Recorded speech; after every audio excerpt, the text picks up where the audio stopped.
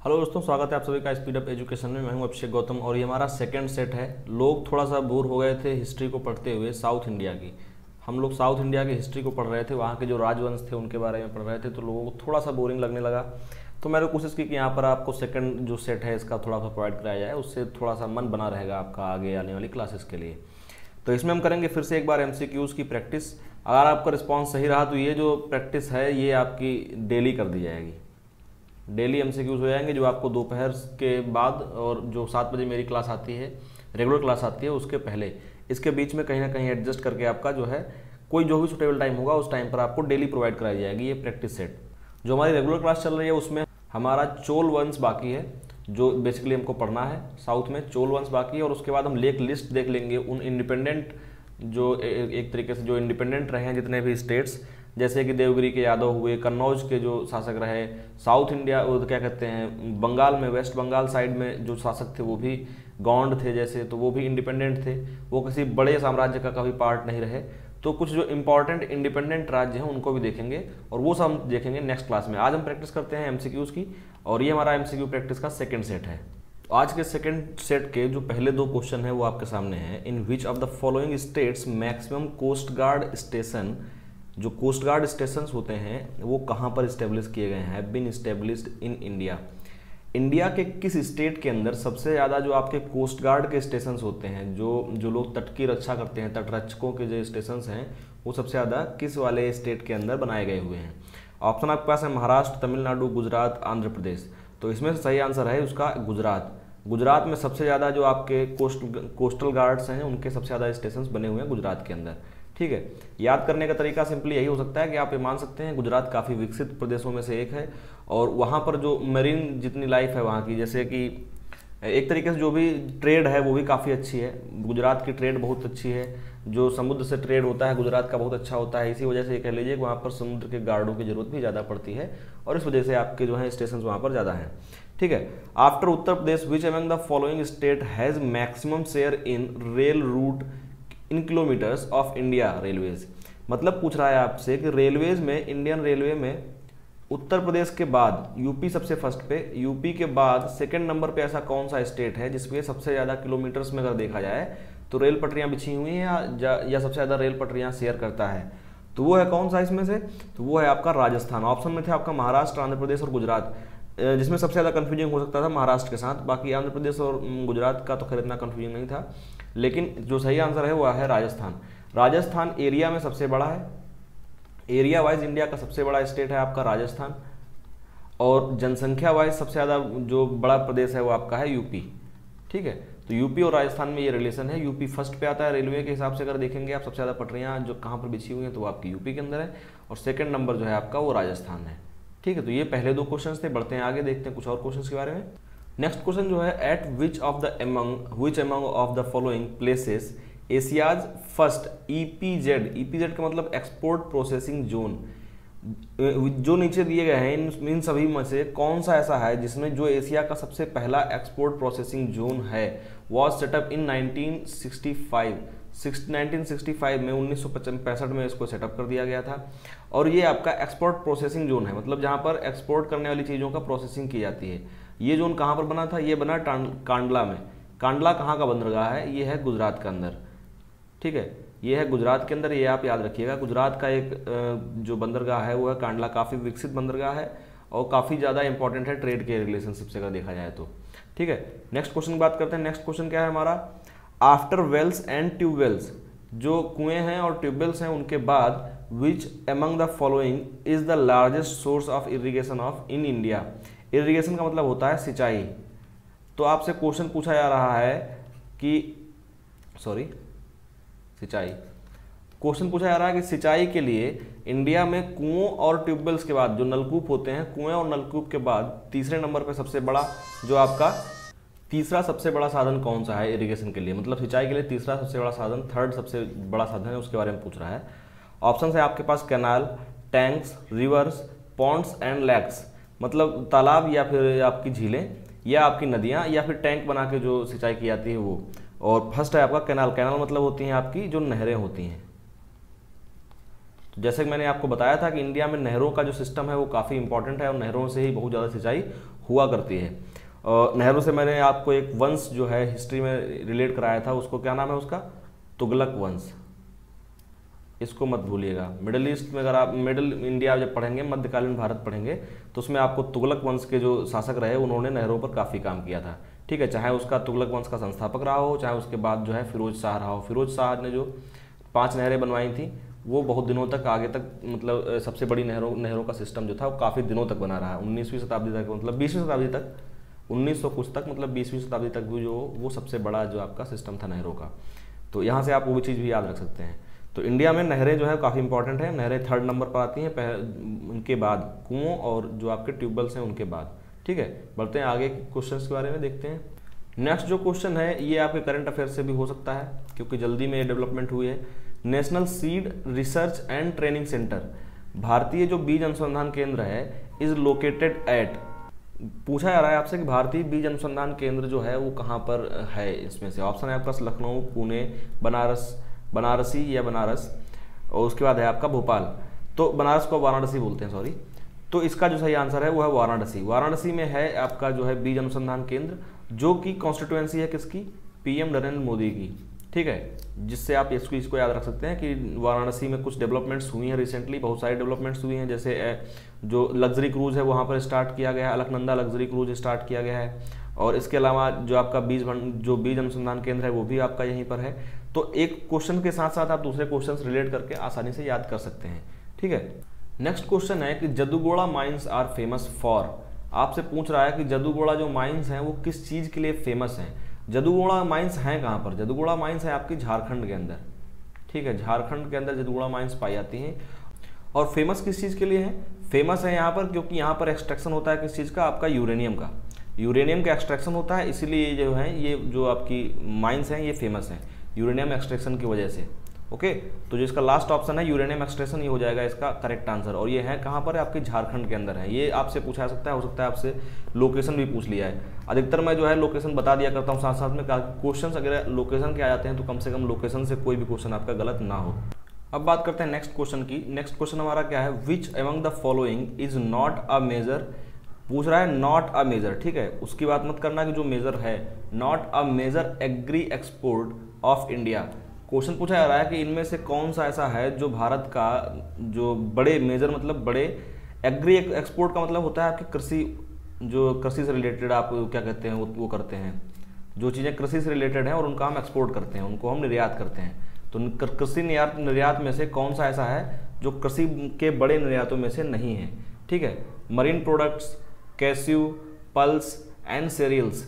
तो सीरियल्स मतलब होता है अनाजदाने, ये भी हैं, और आपके केसू मतलब होता है काजू, ये भी है, और मरीन प्रोडक्ट्स तो इंडिया सेल करता ही है। तो इसमें क्या है, जो पल्स इंडिया जो है, जो पल्स इंडिया क्या कहते हैं एक्सपोर्ट नहीं करता है। और अनफॉर्चुनेटली इंडिया को पल्स जो है इंपोर्ट करनी पड़ती हैं। पल्स इंडिया बाहर से इंपोर्ट करता है। वैसे देखा जाए तो इंडिया में पल्स काफ़ी हद तक जो है होती है, इतनी इस लेवल तक की कि इंडिया में उनको सर्व किया जा सके, लेकिन शायद बेटर रख रखाव ना होने की वजह से, शायद बेटर स्टोरेज सिस्टम ना होने की वजह से, वो बहुत सारी चीज़ें हैं, बेटर तरीके से मतलब पैदावार भी नहीं होती है उस लेवल की कि उतना ज़्यादा हो कि पूरे इंडिया को सर्व कर सकें। तो इन सब कारणों के बस हमको पल्स जो है वो लेनी पड़ती है बाहर से, ना कि बहुत ज़्यादा एक्सपोर्ट करते हैं। हाँ, ऐसा होता है, यहाँ से कुछ पोर्शन एक्सपोर्ट किया जाता है और फिर फिनिश्ड जो एक तरीके से फिनिश्ड प्रोडक्ट होता है वो उसको हम इंपोर्ट करते हैं। तो यहीं की चीज़ जाती है विदेशों में और फिर बेटर होकर वापस वहीं से आती है और उसको हम खरीदते हैं। तो ये सिस्टम काफ़ी सिर्फ दालों में ही नहीं है, काफ़ी चीज़ों के साथ ये सिस्टम चलता आ रहा है और आज से नहीं, हमेशा चलता आ रहा है, बहुत पुराने टाइम से। किसी सरकार को ब्लेम करने का कोई मतलब नहीं है, सबने सेम तरीके के ही काम किए हैं। किसी ने भी एक तरीके से अलग पॉलिसी नहीं लाया है कोई जो फंडामेंटल को मजबूत करे। ठीक है, आप अगर पॉलिटिकल जो चीज़ें हैं उनमें थोड़ा सा एक्टिव रहते हैं तो आपको समझ में आने लगेंगी ये चीज़ें। हम बढ़ते हैं नेक्स्ट क्वेश्चन तरफ। नेक्स्ट क्वेश्चन हमारा है, centre of earth science studies is located in. Question पूछा जा रहा है कि जो आपसे पृथ्वी की जो अर्थ साइंस है, मतलब पृथ्वी की विज्ञान है, जो पृथ्वी विज्ञान से रिलेटेड जो सेंटर है, जो उसका मुख्य केंद्र है वो कहाँ पर है। ऑप्शंस आपके पास हैं गोवा, बेंगलोर, तिरुवनंतपुरम या फिर पटियाला। तो इसका जो सही आंसर है वो है साउथ इंडिया का तिरुवनंतपुरम। तिरुवनंतपुरम कहाँ की है, केरल की राजधानी है, केरल की राजधानी है तिरुवनंतपुरम। इसी में है जो आपका centre of earth science studies. Earth science की स्टडीज़ का जो सेंटर है वो आपका है तिरुवनंतपुरम के अंदर। तो ये क्वेश्चन का सही आंसर हो गया तिरुवनंतपुरम। बात करते हैं नेक्स्ट क्वेश्चन की, which among the following states are covered by the Western Ghats. Western Ghats के बारे में मैंने आपको जियोग्राफी की जितनी क्लासेस ली हैं उसमें मैंने अच्छे समझाया हुआ है कि वेस्टर्न घाट्स गुजरात से स्टार्ट होते हैं, गुजरात से स्टार्ट होते हैं, केरल और तमिलनाडु तक जाते हैं। ठीक है, सिर्फ केरल तक खत्म नहीं होते। तमिलनाडु का जो एरिया है अगर आप साउथ में ध्यान से देखेंगे तो कुछ इस तरीके से खत्म होता है और यहाँ से केरल स्टार्ट होगा। तो जो वेस्टर्न घाट्स है ये पूरा यहाँ तक जाता है, जिसमें कुछ पोर्शन जो है तमिलनाडु का भी आता है और कन्याकुमारी तक जाता है, पूरा कन्याकुमारी तक जाएगा। और वहीं पे जो है दोनों इस साइड से ईस्टर्न घाट और वेस्टर्न घाट दोनों मिलते हैं। तो तमिलनाडु इंक्लूडेड है और गुजरात से लेके पूरी वेस्ट लाइन पे जितने स्टेट आएंगे सभी इंक्लूडेड होंगे। देखिए आप, तमिलनाडु, कर्नाटका, केरला तीनों इंक्लूडेड हैं। तमिलनाडु, कर्नाटका, केरला, गोवा ये भी इंक्लूडेड हैं। क्योंकि इसमें सब इंक्लूडेड हैं इसलिए आपको मैक्सिमम वाला बताना है जिसमें सबसे ज़्यादा ऐसे हैं, सबसे ज़्यादा हैं और सबसे ज़्यादा इंक्लूडेड हैं। और सब में देखिए सब सेम है, तमिलनाडु, कर्नाटका, केरला, गोवा, महाराष्ट्र एंड गुजरात। तो ये सभी के सभी हैं जो इंक्लूडेड हैं। तो इसका आंसर जो हो जाएगा वो 4th हो जाएगा। ये थोड़ा सा ट्रिकी क्वेश्चन था, इसमें आप अगर ऑप्शंस आगे नहीं देखते तो आप पहला आंसर करके चले जाते। आप देखते तमिलनाडु, कर्नाटका, केरला और आंसर करके चले जाते। लेकिन आगे आने वाले जो ऑप्शंस थे उनमें सब में ऐसा था कि सभी के सभी जो है पूरी तरीके से उसी वेस्टर्न घाट में ही हैं। तो फिर आपको खुद का दिमाग लगाना है कि आपसे क्या क्वेश्चन पूछना चाह रहा है, कि इनमें से मैक्सिमम वाला बात कर रहा है कि मैक्सिमम कौन कौन सा ऑप्शन है जिसमें के सभी स्टेट और ज़्यादा हो। ये इनकी संख्या जो है वो आपकी 6 और 5 6 संख्या हो गई इनकी। ये 6 स्टेट्स हैं, 6 के 6 जो हैं आपके वेस्टर्न घाट में आते हैं और ये हैं आपके ऑप्शन नंबर 4th के अंदर। तो इसका जो करेक्ट आंसर हो जाएगा वो होगा ऑप्शन नंबर 4th। ठीक है, इस तरीके के क्वेश्चन में थोड़ा सा अपना दिमाग आपको हमेशा लगाना पड़ेगा। बात करते हैं नेक्स्ट क्वेश्चन की। नेक्स्ट क्वेश्चन जो हमारा है वो पूछ रहा है botanic garden of India Republic BGIR। ठीक है, botanic garden of India Republic is located इन, उसकी लोकेशन पूछ रहा है। तो ये लोकेटेड कहाँ पर है? ये लोकेटेड है आपका उत्तर प्रदेश के अंदर। और उत्तर प्रदेश में कहाँ पर? नोएडा के अंदर। ना बेंगलोर में, ना कोलकाता या लखनऊ में। ये क्या कहते हैं आपका है बोटेनिकल गार्डन है नोएडा के अंदर। अगर आप यूपी से आप हाईवे के थ्रू, अगर मतलब आगरा हाईवे के थ्रू अगर आप गए हुए हैं, आगरा हाईवे के थ्रू अगर आप दिल्ली आए हैं कभी, तो आप उस साइड से निकले होंगे। ठीक है, बोटेनिकल गार्डन का एक मेट्रो स्टेशन भी है। अगर आप दिल्ली में रहे होंगे तो आपको इस चीज़ से आसानी से याद हो जाएगा कि जो बोटेनिकल गार्डन है वो आपका है नोएडा के अंदर। साउथ में नहीं है, ना यूपी में कहीं और है, नोएडा में है जो कि यूपी में पड़ता है और दिल्ली NCR का एरिया है। ठीक है, बात करते हैं नेक्स्ट क्वेश्चन की। नेक्स्ट क्वेश्चन क्या है? The Sabarmati river originates in which among the following range. आपसे पूछ रहा है कि जो साबरमती नदी है वो किस पर्वत श्रृंखला से निकली हुई है। ऑप्शंस आपके सामने क्या है? The Satpuras, the Vindhyas, the Aravallis या वेस्टर्न घाट्स। तो सतपुड़ा से नहीं निकली है, ना विंध्याचल से निकली है, ये निकली है अरावली से। ठीक है, ये अरावली रेंज से निकली हुई है और अरावली से निकल के ये अरावली रेंज से निकल के वेस्ट साइड ही चली गई है और जाके गिरती है बाद में अरब सी के अंदर। ठीक है, अरब सी के अंदर जाके गिर जाती है। साबरमती वही नदी है जिसके किनारे आपके गांधी जी का आश्रम था जिसका नाम है साबरमती आश्रम। ओके, और वैसे अगर बात की जाए तो साबरमती जो नदी है इसके किनारे आपका इंपॉर्टेंट सिटीज़ में अगर बात की जाए तो इंपॉर्टेंट सिटी जो आपका अहमदाबाद है, अहमदाबाद गुजरात का अहमदाबाद जो है सिटी, वो भी आपका साबरमती जो है नदी के किनारे ही स्थित है। ठीक है, अब बात करते हैं नेक्स्ट क्वेश्चन की। नेक्स्ट क्वेश्चन है हमारा, Nanda Devi the highest peak completely in India is located in. Question अलग है लेकिन क्वेश्चंस में पहला जो लिखा हुआ है स्टेटमेंट वहाँ से क्वेश्चन ज़्यादा बनता है कि आपसे पूछा जाएगा कि इंडिया की हाईएस्ट पीक कौन सी है। और इस क्वेश्चन को पूछे जाने के 3 तरीके हो सकते हैं। नॉर्मली आपसे पूछ लिया है इंडियाज हाईएस्ट पीक और उसमें आपका K2 भी दे दिया जाए तो सही आंसर आप K2 लगा सकते हैं अगर आपके ऑप्शंस में कंचनजंगा नहीं है। ठीक है, फिर वो आता है कंचनजंगा। अब जो है K2 को आंसर मानना SSC ने बंद कर दिया है और शायद मुझे लगता है रेलवे भी बंद कर देगी K2 को आंसर मानना वैसे तो, या फिर K2 ऑप्शन में मिलेगा ही नहीं क्योंकि K2 देने से थोड़ा सा टिपिकली क्वेश्चन जो है थोड़ा सा टिपिकल हो जाता है और थोड़ा सा एक तरीके से कंट्राडिक्टरी हो जाता है क्योंकि K2 पड़ता है आपका जो POK वाला एरिया है वहाँ पर, पाकिस्तान ऑक्यूपाइड कश्मीर जो है उसमें आता है आपका K2 रेंज। इस वजह से आप उसको इंडिया की पूरी तरीके से नहीं कह सकते हैं, अब ऑप्शंस में नहीं मिलता है। और अगर K2 ऑप्शन में नहीं है तब आपका जो आंसर हो जाएगा वो कंचनजंगा हो जाएगा, नो डाउट। ठीक है, तीसरा क्वेश्चन जो किस तरीके से पूछा जा सकता है कि कंप्लीटली इन इंडिया। अगर आपसे क्वेश्चन इस तरीके से पूछ लिया जाता है कि भारत में पूर्णतया भारत में हो, जो पूरी तरीके से भारत में हो, उस पीक का नाम बताओ। तो आपको आंसर करना है कंचनजंगा, ठीक है। फिर एक ही सॉरी तब आपको आंसर करना है नंदा देवी, तब उसका एक ही आंसर होगा नंदा देवी, जो पूरी तरीके से इंडिया के अंदर है। कंचनजंगा भी इंडिया के अंदर पूरी तरीके से नहीं है, इंडिया और जो है आपका नेपाल का जो एरिया है उसमें बटी हुई है, ठीक है, इंडिया और नेपाल में ही बटी हुई है। तो इस तरीके से जो आपका एग्जैक्टली आंसर हो जाएगा नंदा देवी, वो हो जाएगा पूरी तरीके से जो भारत के अंदर है वो होगा नंदा देवी। क्वेश्चन ये नहीं है, क्वेश्चन कुछ और है। क्वेश्चन पूछा गया है कि नंदा देवी जो हाईएस्ट पीक है कंप्लीटली इन इंडिया, वो किस हिमालय के अंदर आती है? Trans Himalaya, greater Himalaya, little Himalaya. Himalaya के मैंने अलग अलग जो टाइप थे, 4 टाइप थे, वो मैंने आपको बताए थे जब मैंने ज्योग्राफी पढ़ाई थी। जिन लोगों ने वो क्लास नहीं देखी जाके ज्योग्राफी में क्लास देख लीजिए, बार बार मैं बोलता रहता हूँ। मैंने कोशिश की काफ़ी अच्छे से और साथ में मैप की लाइव मैपिंग दिखाते हुए मैंने वहाँ पर एक्सप्लेन की हैं चीज़ें, तो शायद आपको आसानी से समझ में आ जाएगा। तो जो आपकी नंदा देवी है, कंचनजंगा है, और जो भी हाईएस्ट पीक्स हैं जैसे एवरेस्ट हो गया, कंचनजंगा हो गई, ऊपर नंदा देवी है, ये सभी आपके क्या हैं, ग्रेटर हिमालय का पार्ट है। ग्रेटर हिमालय से ऊपर से अगर आप नॉर्थ साइड से देखेंगे तो सेकंड नंबर पड़ता है। सबसे पहले ट्रांस हिमालय। ट्रांस मतलब होता है किसी चीज़ के परे होना, किसी चीज़ के परे होना मतलब आपकी पहुंच से बाहर होना। तो जो हिमालय के उस तरफ का एरिया है, मतलब परे एरिया है, उसको बोलते हैं ट्रांस। और उसमें जो है वो जो है आपका नेपाल साइड पड़ने वाला एरिया है, ठीक है। उसके बाद जो सबसे बड़ी पीक जिनमें है वो है आपका ग्रेटर हिमालय। ग्रेटर हिमालय की एवरेज हाइट जो है वो 6000 मीटर है, ठीक है। इसी हिसाब से आप समझ सकते हैं कि कितना ज़्यादा ऊंचा पूरा एरिया जो है, पूरा काफ़ी ऊंचा एरिया है, ठीक। तो इसका सही आंसर है आपका ग्रेटर हिमालय। क्वेश्चन था कि नंदा देवी जो पीक है जो कम्प्लीटली इंडिया के अंदर है वो किस हिमालय के अंदर है। और वो दूसरा क्वेश्चन जो मैंने आपको यहाँ एक्सप्लेन किया था वो ये बात बताई थी कि क्वेश्चन ये पूछा सकता है आपसे कि इंडिया का सबसे हाईएस्ट पीक, तो आप बताएंगे कंचनजंगा। अगर आपसे पूछा है कम्प्लीटली इन इंडिया तो आप बताएंगे नंदा देवी, ठीक है। अब बढ़ते हैं नेक्स्ट क्वेश्चन तरफ। नेक्स्ट क्वेश्चन भी उसी से रिलेटेड है। क्वेश्चन पूछा रहा है the K2 peak is located in which among the following ranges. K2 जो कि पीओके के अंदर स्टेबल है, एक वो है क्या कहते हैं पीक है जो कि पीओके के अंदर पड़ती है आपकी, वो इनमें से किस हिमालय के अंदर है। वैसे तो ट्रांस हिमालय में आएगी, अगर आप ऐसे देखेंगे तो ट्रांस हिमालय में हो जाएगा, लेकिन यहाँ पर जो है उनकी सब डिवीजन भी दिए हुए हैं, काराकोरम रेंज, कुमाऊं रेंज। तो ऐसे अगर आप बताएंगे तो आपको बताना होगा कि काराकोरम रेंज के अंदर ही आता है आपका K2। और काराकोरम रेंज में आपका एक और पास भी होता है जिसका नाम ही है काराकोरम पास, ठीक है। ये दोनों चीज़ें आपको याद रखनी है। अब हम बढ़ते हैं नेक्स्ट क्वेश्चन तरफ।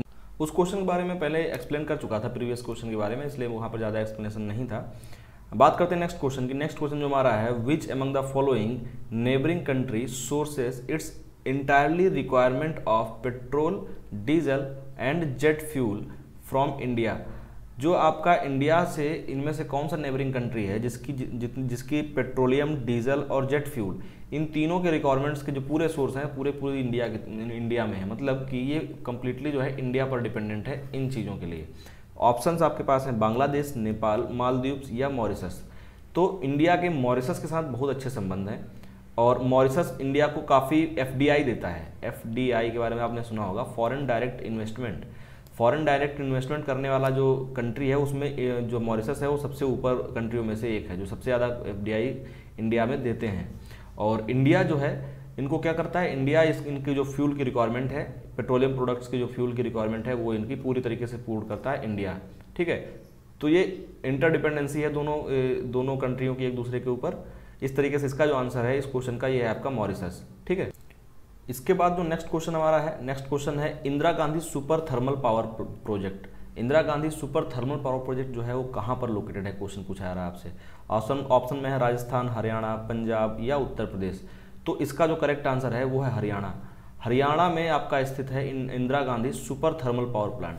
अधिकतर सभी थर्मल पावर प्लांट आपने सुने होंगे, ये है सुपर थर्मल पावर प्लांट, इसलिए स्पेशल हो जाता है। और याद रखना है आपको, ये है आपका हरियाणा के अंदर, ठीक है। हरियाणा जो स्टेट है उसके अंदर आपका पाया जाता है सुपर थर्मल पावर प्लांट, जिसका नाम है इंदिरा गांधी, ठीक है। नेक्स्ट क्वेश्चन बात करें, विच of the following monsoon account for most of the rainfall in India. Question पूछा जा रहा है कि भारत में सबसे ज़्यादा वर्षा जिस मानसून के कारण होती है उस मानसून का नाम बताओ। नॉर्थ वेस्ट मानसून मतलब नॉर्थ ईस्ट मानसून, उत्तर पूर्व मानसून, या फिर साउथ वेस्ट मानसून दक्षिण पश्चिम मानसून, या साउथ ईस्ट मानसून दक्षिण पूर्व मानसून, या फिर आपसे पूछा जा रहा है कि बोल रहा है ईस्ट एशिया मानसून, ठीक है। तो इसमें जो है आपका सबसे ज़्यादा बारिश कहाँ से होती है, साउथ वेस्ट से। साउथ वेस्ट अगर इंडिया का मैप देखेंगे आप इस तरीके से, तो साउथ वेस्ट मतलब आपका अरब सागर साइड से जो मानसून आता है वो सबसे ज़्यादा बारिश करता है इंडिया के अंदर।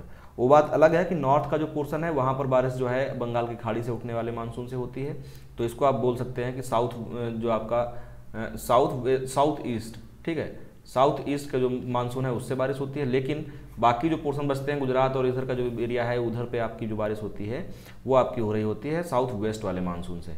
तो इस वजह से जो है सबसे ज़्यादा बारिश होती है साउथ वेस्ट का। इसका सही आंसर है आपका साउथ वेस्ट मानसून, मतलब कि आपका दक्षिण पश्चिम जो मानसून है उससे सबसे ज़्यादा बारिश होती है इंडिया के अंदर। बात करते हैं नेक्स्ट क्वेश्चन की। नेक्स्ट जो क्वेश्चन है ये काफ़ी आसान क्वेश्चन है, बहुत बार पूछा जा चुका है, काफ़ी मतलब क्लासिकल टाइप का क्वेश्चन है। One of world's largest earth dam, जो धरती में बनाए हुए डैम्स हैं उनमें सबसे बड़ा डैम, जो सबसे बड़े डैम्स में से एक है Hirakud dam, is located in which among the following state. सीधे सीधे पूछा जा रहा है कि जो हीराकुंड डैम है वो कहाँ पर स्थित है। और इंडिया का देखा जाए तो वर्ल्ड का सबसे लंबा जो डैम है वो यही है, लंबाई वाइज सबसे लंबा डैम है, ठीक है। ऑप्शन आपके पास है आंध्र प्रदेश, ओडिशा, कर्नाटक या वेस्ट बंगाल। तो ये है आपका ओडिशा के अंदर, ठीक है। ओडिशा के अंदर महानदी पर स्थित है आपका जो आपका है हीराकुंड डैम है, वो महानदी पर स्थित है जो कि पड़ती है ओडिशा के अंदर, ठीक। बात करते हैं नेक्स्ट क्वेश्चन की। नेक्स्ट क्वेश्चन जो हमारा है the example of riverine port या इनलैंड रिवर पोर्ट, ठीक है। इनलैंड बोला जाता है, इनलैंड रिवर पोर्ट बोला जाता है या फिर रिवराइन पोर्ट बोला जाता है। तो आप पूछ रहा है कि जो ऑप्शंस नीचे दिए हुए हैं इनमें से कौन एग्जाम्पल है इस चीज़ का, जो रिवराइन एयरपोर्ट है या जो रिवर पोर्ट है, सीधे से जो नदी पे बने हुआ कोई पोर्ट है उसका ऑप्शन है, क्या कहते हैं उसका एग्जाम्पल है। चेन्नई पोर्ट समुद्र पे बना है, सबको पता है। कांडला पोर्ट के बारे में मैंने आपको बताया ही है कि बहुत ज़्यादा एक्सपोर्ट और इम्पोर्ट जो है यहाँ से होते हैं, काफ़ी इंपॉर्टेंट पोर्ट है गुजरात के अंदर। चेन्नई तमिलनाडु की राजधानी है, सबसे पुराने ओल्डेस्ट पोर्ट्स में से एक है। फिर नेक्स्ट है कोलकाता। कोलकाता जो है ये है हुगली रिवर के ऊपर। फिर टूटीकोरिन सबका साउथ मोस्ट जो पोर्ट है इंडिया का, सबसे साउथ मोस्ट पोर्ट जो है वो है टूटीकोरिन। और कोलकाता एक रिवराइन पोर्ट है जो कि है हुगली रिवर के ऊपर, ठीक है। तो इस तरीके से इस क्वेश्चन का जो आंसर है वो हो जाएगा कोलकाता, ठीक है। बात करते हैं नेक्स्ट क्वेश्चन की। रानीगंज कोल बेड मेथेन, ये जो रानीगंज कोल बेड मेथेन की एक वो है, क्या कहते हैं, एक्रिएज है, ये कहाँ पर लोकेटेड है। क्वेश्चन पूछ रहा है is located in which of the following states. सीधे सीधे आपसे स्टेट पूछा गया है कि जो ये स्टेट है कौन सा है। तो जैसे मैंने अभी जस्ट आपको ऊपर वाले क्वेश्चन में आंसर बताया कोलकाता, और कोलकाता की जो मतलब स्टेट है वेस्ट बंगाल, जिसकी राजधानी कोलकाता है, वेस्ट बंगाल में ही है आपका ये CBM कह सकते हैं जिसको शॉर्ट फॉर्म में आप। कोल बेड मेथेन जो है जिसका CBM का जो एक्रेज है वो आपका है वेस्ट बंगाल के अंदर, ठीक है। तो इसका सही आंसर है वेस्ट बंगाल। ये कुछ कठिन क्वेश्चंस में से एक है। RRB JEE में शायद मुझे उम्मीद है इतने ज़्यादा हाई क्वेश्चन लेवल तक के क्वेश्चन नहीं पूछे जाएंगे, लेकिन तब भी प्रैक्टिस रखिए, हो सकता है कहीं कोई ऐसे क्वेश्चन आ जाए। और RRB में नहीं आएगा तो कहीं और आपके काम आएगा। आप जो जनरल अवेयरनेस पढ़ते जाएंगे वो आपके हमेशा काम आएगी, ऐसा नहीं है कि सिर्फ RRB में ही काम आए। बात करते हैं नेक्स्ट क्वेश्चन की। नेक्स्ट क्वेश्चन जो हमारा है द साहिवाल जो है, साहिवाल लिखा जाता है, तो जो Sahiwal breed is of, Sahiwal जो नस्ल है, जो साहिवाल नस्ल है वो किस चीज़ की है। ऑप्शंस आपके पास हैं कैमल मतलब ऊँट, काऊ गाय, और बफेलो सीप। तो इनमें से किसका जो है एक नस्ल है आपकी, क्या कहते हैं, साहिवाल। तो साहिवाल एक नस्ल है काऊ की, और साहिवाल एक डिस्ट्रिक्ट है, साहिवाल एक डिस्ट्रिक्ट है पाकिस्तान के अंदर, ठीक है। ये एक पाकिस्तान के अंदर एक डिस्ट्रिक्ट है जहाँ की ये नस्ल है। तो इसको ओरिजिनली आप मान सकते हैं कि ओरिजिनली जो ये नस्ल है वो कहाँ की है आपकी, ओरिजिनली नस्ल है आपकी वो पाकिस्तान की है। और ये काफ़ी अच्छी गाय होती हैं जो काफ़ी बहुत मतलब दूध देती हैं, एक रेगुलर गाय से काफ़ी ज़्यादा दूध देती हैं। गायों की ऐसी बहुत सारी प्रजातियां हैं, जैसे सिंधी गाय आती है, साहिवाल गाय आती हैं, और भी बहुत सारी होंगी। तो इनमें से जो इंपॉर्टेंट फेमस हैं वो यही है, साहिवाल है, सिंधी है, ये काफ़ी ज़्यादा फेमस है। उसके बाद हाइब्रिड प्रजाति से बहुत सारी जो गायों के नए नए नस्लें बनाई गई हैं वो भी आती हैं जो कुछ इंपॉर्टेंट हैं, ठीक है। बात करते हैं नेक्स्ट क्वेश्चन की। विच of the following is the highest peak of Satpura range. Question पूछा जा रहा है सतपुड़ा रेंज है आपकी, उसका हाईएस्ट पीक कौन सी है। ऑप्शन है गुरु शिखर, तो गुरु शिखर तो है आपकी अरावली की, ठीक है। अरावली जो पर्वत रेंज है उसकी सबसे हाईएस्ट पीक है गुरु शिखर। नेक्स्ट है धूपगढ़, तो धूपगढ़ जो है ये है इसका सही आंसर, धूपगढ़ इसका करेक्ट आंसर है, और ये इसकी हाईएस्ट पीक है, ठीक है। इसके बाद जो है महेंद्रगिरी, ये आपका आता है ईस्टर्न घाट पे, ईस्टर्न घाट पे उड़ीसा के अंदर आता है। ईस्टर्न घाट स्टार्ट होते हैं इस वाले रीजन से, ठीक है। मतलब आंध्र प्रदेश के ऊपर उड़ीसा जो पड़ता है वेस्ट बंगाल के जस्ट नीचे, तो उन पहाड़ियों के साथ ईस्टर्न घाट स्टार्ट होता है। महेंद्रगिरी की जो पहाड़ियाँ हैं काफ़ी टूरिस्ट प्लेस टाइप की भी इनको बना रखा गया है, वहाँ पर लोग घूमने भी जाते हैं।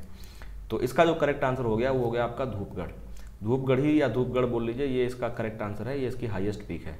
बात करते हैं नेक्स्ट क्वेश्चन की। नेक्स्ट क्वेश्चन फिर से काफ़ी फेमस क्वेश्चन है, बार बार पूछा जाता है। Tropic of Cancer passes through which of the following groups of Indian states. तो ट्रॉपिक ऑफ कैंसर के बारे में मैंने आपको बता रखा है कि इंडिया के 8 स्टेट से होकर गुजरती है। अगर आप इंडिया का मैप थोड़ा सा भी जानते हैं तो आप ध्यान से देखिए कि ट्रॉपिक ऑफ कैंसर निकलती कहाँ से है। ठीक है, यहाँ कहीं गुजरात के पास से पास होती है और इस तरीके से निकल जाती है। इसको मैं अपनी क्लास में, जो मैंने रेगुलर क्लास जो मैंने ली हुई है ज्योग्राफी की, उसमें बहुत अच्छे से कवर किया है।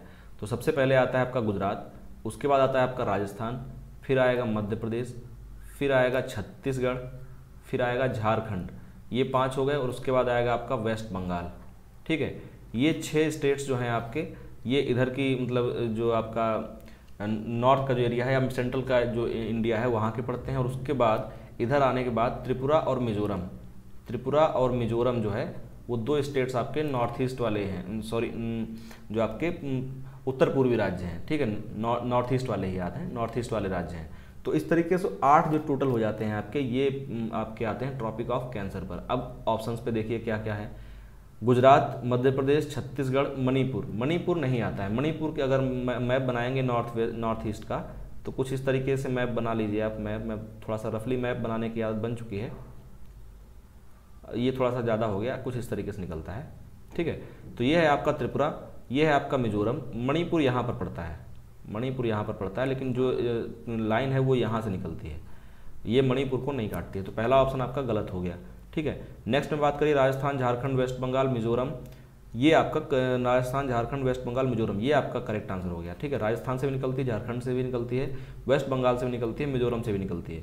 इसमें बात करेंगे आपका तो यूपी आ जाएगा, इसलिए गलत हो जाएगा। और नेक्स्ट में महाराष्ट्र आ गया, इसलिए गलत हो गया। तो सेकेंड ऑप्शन जो है इसका ये करेक्ट हो गया आपका, जिसमें है राजस्थान, झारखंड, वेस्ट बंगाल और मिजोरम।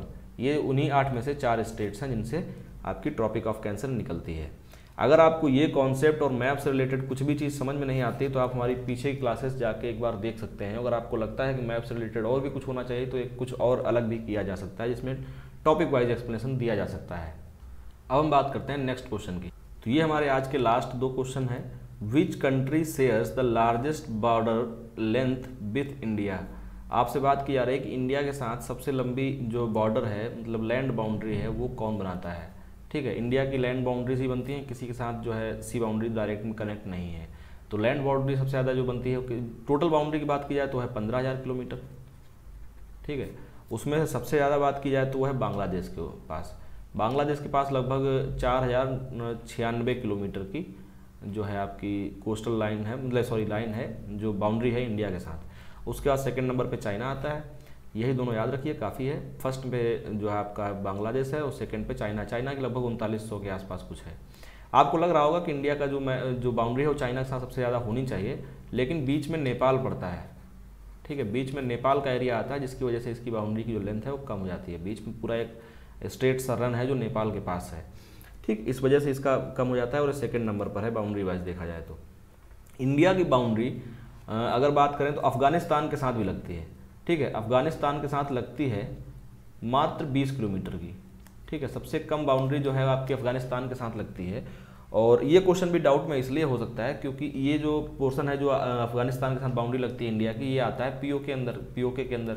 सेम प्रॉब्लम जो K2 के साथ थी, पीओके के अंदर की आने की वजह से इसको आप मान भी सकते हैं कि इंडिया के साथ ही आता है, और इसको आप ये भी मान सकते हैं कि इंडिया के साथ नहीं आता है। लेकिन अगर आपका क्वेश्चन आ जाता है इस तरीके का, उसमें अफगानिस्तान ऑप्शन में दिया है, तो अफगानिस्तान देने का मतलब फिर उनका यही है कि आपसे वो पूछना चाह रहे हैं कि आप अफगानिस्तान आंसर करें, क्योंकि पीओके की बाउंड्री जो है वो लगती है इसके साथ। उसको बोलते क्या है, दुरंतो लाइन। दुरंतो लाइन है जो इंडिया और जो अफगानिस्तान के बीच में है, और अफगानिस्तान और पाकिस्तान के बीच में है। ठीक है, पूरी लाइन है, ऊपर से खींची है, नीचे बलूचिस्तान तक आई हुई है। तो पहले ऊपर छोटा सा पोर्शन जो है इंडिया के साथ शेयर करता है, और उसके बाद पाकिस्तान, इधर पाकिस्तान उधर अफगानिस्तान, तो इन दोनों के बीच में आती है। उसका नाम है दुरंतो लाइन। लाइन से कुछ और क्वेश्चन भी बनते हैं। चलिए, यहाँ पर इतनी बात हो गई तो कुछ और क्वेश्चन भी देख लीजिए। इंडिया पाकिस्तान के बीच में मैकमोहन है, इंडिया और चाइना के बीच में मैकमोहन है, गलत बोल दिया मैंने। और इंडिया और पाकिस्तान के बीच में रेड क्लिफ है। रेड क्लिफ वही व्यक्ति थे जिन्होंने बाउंड्री बांटी थी। और उसके बाद जो अफगानिस्तान पाकिस्तान के साथ है वो मैंने आपको बता दी दुरंतो, और अफगानिस्तान इंडिया के साथ भी उसी को बोल सकते हैं, डूरंट लाइन, सॉरी डूरंटो नहीं, डूरंट लाइन। ओके, अब बात करते हैं नेक्स्ट क्वेश्चन की। नेक्स्ट क्वेश्चन जो यहाँ पर लिखा हुआ है, विच of the following mountain passes from the tri junction of India, China and Myanmar. तो आपसे पूछ रहा है कि इनमें से कौन सा माउंटेन पास है जो ट्राई जंक्शन है एक तरीके से इंडिया, चाइना और म्यांमार का। इसमें आप अगर थोड़ी सी लोकेशन इनकी जानते हैं तो आप आसानी से इसको आंसर कर सकते हैं। नाथुला कहाँ पर है? नाथुला और जेलेपला ये दोनों हैं आपके सिक्किम के अंदर, ठीक है। मैंने बहुत अच्छे से इसको एक्सप्लेन किया हुआ है जो मेरी जियोग्राफी की क्लास है। उसके बाद बॉमडिला और दीफू ये दोनों हैं आपके अरुणाचल प्रदेश के अंदर, लेकिन बॉमडिला जो एरिया है उससे आप तिब्बत की तरफ जाते हैं, चाइना के तिब्बत की तरफ जाते हैं। इंडिया से चाइना के लिए जाने का, चाइना में तिब्बत के लिए जाने का जो रास्ता है वो बॉमडिला से होकर निकला है। दीफू एक ऐसा जो है पास है जो ट्राई जंक्शन पर पड़ता है। मैं थोड़ा सा साफ कर देता हूँ इसको।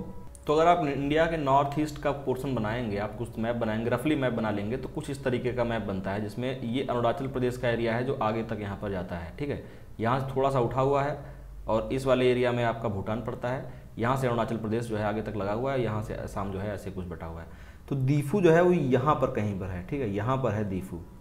दीफू की जो एग्जैक्ट लोकेशन है वो यहाँ पर है, और यहाँ से ही चाइना, यहाँ तक चाइना का रेंज है, यहाँ से म्यांमार शुरू हो जाता है। तो इंडिया चाइना और म्यांमार इन इसके ट्राई जंक्शन पर है आपका दीफू पास, ठीक। तो इसका सही आंसर है आपका ऑप्शन नंबर 4, जो कि इसका बिल्कुल करेक्ट आंसर है। तो ये तो थी आज की क्लास जिसमें मैंने आपको प्रैक्टिस कराया कुछ MCQs जो शायद आपको अच्छी लगी होगी। और कल की क्लास का जो क्विज था वो जो रेगुलर क्लास होती है उसमें डिस्कस किया जाएगा, और सेट का जो क्विज है आपका, जो MCQs प्रैक्टिस सेट का क्विज है, सेट नंबर 2 का, वो मैं आपको दे रहा हूँ, वो आपको बताना है नीचे, वो मैं आपको नेक्स्ट जो प्रैक्टिस सेट होगा उसमें डिस्कस करूँगा। तो अगर आप हमारी कंटिन्यू वीडियोस देखते आ रहे हैं, चूंकि ये जो प्रैक्टिस थी ये जियोग्राफी के कुछ क्वेश्चंस थे इसमें, और कुछ करंट अफेयर्स से रिलेटेड क्वेश्चंस थे, रिसेंट जो डेवलपमेंट्स हुए उनसे रिलेटेड थे। तो जो आज की क्विज है वो भी आपकी इसी से रिलेटेड है। क्विज में पहला क्वेश्चन आपसे पूछा जा रहा है कि जो उत्तराखंड है, सॉरी यूके, ठीक है, उत्तराखंड जो है यूके में 3 पासेस पड़ते हैं, ठीक है, यूके के अंदर 3 पासेस पड़ते हैं। उन तीनों के नेम लिखने हैं आपको, उन तीनों के नेम बताइए। अगर आप बता सकते हैं, अगर आपने क्लासेस शुरुआत से देखी हैं तो आपको एग्जैक्टली जरूर याद होगा कि वो 3 कौन से पास हैं जो कि आपके पड़ते हैं यूके के अंदर, उत्तराखंड के अंदर, मतलब कि यूके के अंदर, ठीक है। इसके बाद आपको एक और क्वेश्चन बताना है कि केरल और तमिलनाडु, केरल और तमिलनाडु के बीच में एक पास पड़ता है जो इनके बीच में रास्ता देने का काम करता है साउथ इंडिया में। वैसे साउथ इंडिया में बहुत ज़्यादा पासेस नहीं हैं, तो साउथ इंडिया में 2 ही पास हैं बेसिकली जो आपको जानने हैं।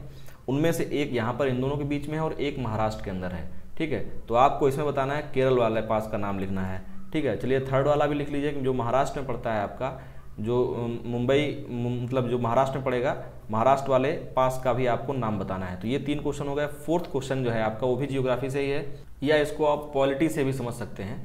आपसे पूछा जा रहा है कि अंडमान एंड निकोबार जो है उसकी कोर्ट कहाँ पर है, ठीक है, हाई कोर्ट उसकी जो है वो कहाँ पर है। अंडमान एंड निकोबार की हाई कोर्ट की जो लोकेशन है वो आपको बतानी है। तो ये 4 क्वेश्चंस हैं आपके आज के क्विज के। इस क्विज को डिस्कस करूंगा मैं सेट नंबर 3 के अंदर, ठीक है। इस क्विज को मैं सेट नंबर 3 के अंदर डिस्कस करूंगा, और जो रेगुलर क्लासेस चलती हैं उनकी क्विज जो है रेगुलर क्लासेस की जस्ट बाद जो है उसमें डिस्कस की जाएगी। आप कंटिन्यू इसी तरीके से बने रहिए, आपका नुकसान नहीं होगा, आपका फ़ायदा ही होगा इन सभी क्विज से और सभी चीज़ों से जो मैं आपसे कंटिन्यू पूछता चल रहा हूँ। तो ये क्लास आपको कैसी लगी आप कमेंट बॉक्स में कमेंट करके ज़रूर बताइए। अगर आपको कोई सजेशन देना है तो आप सजेशन भी दे सकते हैं, आपको कुछ इंप्रूवमेंट करने हैं आपको चाहिए तो आप बता सकते हैं। कोई नई सीरीज़ आपको लगती है देखनी चाहिए जीएस में, जो आपको इंटरेस्टिंग तरीके से चीज़ें सिखा सके। अब यहाँ पर कोर्स खत्म करना एक अलग चीज़ है और इंटरेस्टिंग तरीके से चीज़ों को सीखना अलग चीज़ है। आप जितना इंटरेस्टिंग तरीके से सीखते जाएंगे उतना आपके लिए वो लाइफ लॉन्ग होता चला जाएगा। आपको सिर्फ एक एग्ज़ाम के लिए नहीं, बहुत सारे एग्जामों में आगे काम आएगा, ठीक। तो इसी चीज़ के साथ कि आप लोग साथ बने रहेंगे और साथ देते रहेंगे। वीडियो अच्छी लग रही तो आप शेयर करते रहेंगे। मिलता हूँ मैं आपको अगली क्लास में, तब तक के लिए बाय बाय, जय हिंद।